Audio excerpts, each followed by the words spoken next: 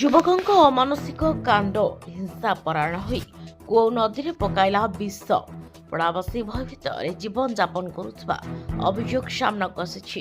ସୂଚନା ଅନୁଯାୟୀ କୋକୁସରା ବ୍ଲକ ଆମପାଣି ଥାନା ଅନ୍ତର୍ଗତ କାଉଡଳା ଗ୍ରାମର ଡଙ୍ଗରିପଡ଼ାଠାରେ ଜଣେ ଯୁବକ ହିଂସା ପରାୟଣ ହୋଇ କାଉଡଳାଠାରେ ନଦୀ ଓ କୂଅରେ ବିଷ ପକାଇଥିବା ଅଭିଯୋଗ ସାମ୍ନାକୁ ଆସିଛି।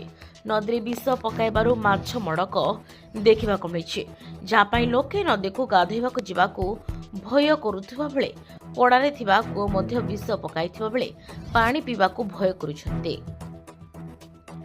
ଏହି ଯୁବକ ଜଣକ ତା ପୂର୍ବରୁ ବାଇକ୍ ପୋଡ଼ି ଜେଲ୍ ମଧ୍ୟ ଯାଇଥିଲା। ପୂର୍ବରୁ ପଡ଼ା ଥିବା ସମସ୍ତ କୂଅରେ ବିଷ ପକାଇ ଦେବାକୁ ଧମକ ମଧ୍ୟ ଦେଇଥିଲା।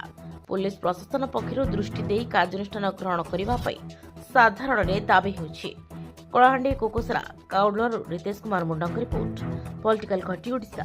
ढाली दीचे 20 टेड़ा उड़ानो मोरना न देना दीचे 20 ढाली हमर पड़ा हमर सतनाई पड़ा न हजन पड़ा हैं और हमर डोंगरी पड़ा दी दीचे 20 तापरे लुकी करी कार घर भीतर समी दी करी कपड़ा ता ढाबी ही करी रांधवा भाषा ने कदा 20 दी करनी पड़ावा तो काण कल भला दहौ जो हैं काण कल भला 20 ढाली कर भागी वाला राती ने जे हम के जानी नहीं पारनु